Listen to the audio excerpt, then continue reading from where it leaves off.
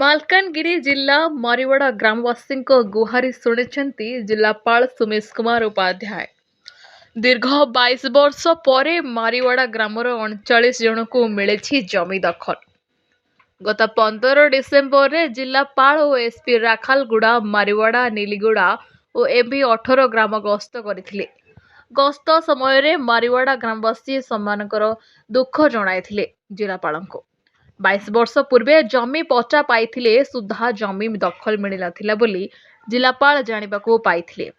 ତୁରନ୍ତ ମାଲକାନଗିରି ତହସିଲଦାରଙ୍କୁ ଅଗ୍ରାଧିକାରୀ ଭିତରେ ମାରିୱାଡ଼ା ଗ୍ରାମର ଉକ୍ତ ହିତାଧିକାରୀଙ୍କ ଜମି ଦଖଲ ନିମନ୍ତେ ପଦକ୍ଷେପ ଗ୍ରହଣ କରିବାକୁ ନିର୍ଦ୍ଦେଶ ଦେଇଥିଲେ ଜିଲ୍ଲାପାଳ।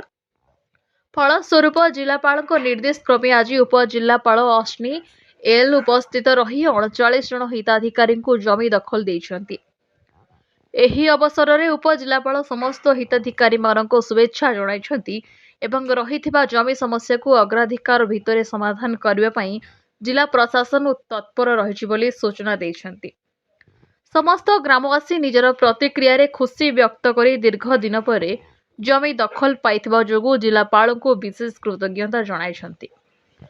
ମାଲକାନଗିରି ତହସିଲଦାର ବିଶ୍ୱରଞ୍ଜନ ବିଶ୍ୱାସ ମାଲକାନଗିରି ତହସିଲ ମାରିୱାଡ଼ା ଗାଁର ଘରଡିହ ଜମି ପଚା ପାଇଥିବା ହିତାଧିକାରୀଙ୍କୁ ଜମି ଚିହ୍ନଟ କରାଇ ଦଖଲ ଦେଇଛନ୍ତି। ଅନ୍ୟମାନଙ୍କ ମଧ୍ୟରେ ସୁପରଭାଇଜର, ରାଜସ୍ୱ ନିରୀକ୍ଷକ ଓ ଅନ୍ୟ ତହସିଲ କର୍ମଚାରୀ ମାରିୱାଡ଼ା ଗ୍ରାମରେ ଉପସ୍ଥିତ ଥିଲେ। Bureau report, new Odisha TV.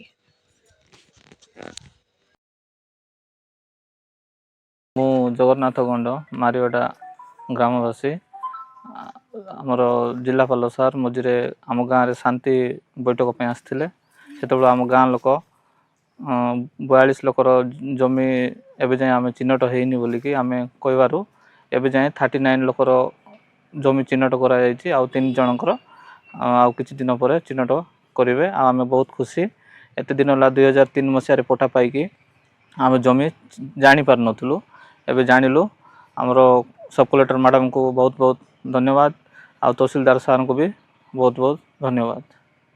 ଆଉ ଆର୍ଆଇ ସାର୍ ବି ବହୁତ କଷ୍ଟ କରି 3-4 ଦିନ ଆସିକି ଯେଉଁ କାମ କଲେ, ତାଙ୍କର ବି ପରିଶ୍ରମ ଏ ଭିତରେ ଅଛି।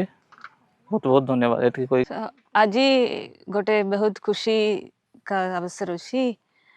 22 ଇୟର୍ସ ପୂର୍ବରେ ଆମେ ସେମାନଙ୍କୁ ଆର ପଟ୍ଟା ଦେଇଥିଲି, ବଟ୍ ଦଖଲ ଆଜି ଆମେ ସମସ୍ତଙ୍କୁ 39 persons have given possession today. So the work of this is because of the relentless effort of Malkangiri Tahsil office and the revenue staff. So I would like to congratulate all the staff who has done relentless work for this, and I would like to I would like to say that the district administration is trying to do the better work, and we are trying to sort out the long lasting land issues, and this is just a first step, and we are samastang misi chesta karichi और हमें चाहूची सारी प्रश्न को solution देबा पाई। And once again I am thankful to all of you. समस्तंगु नमस्कार, thank you.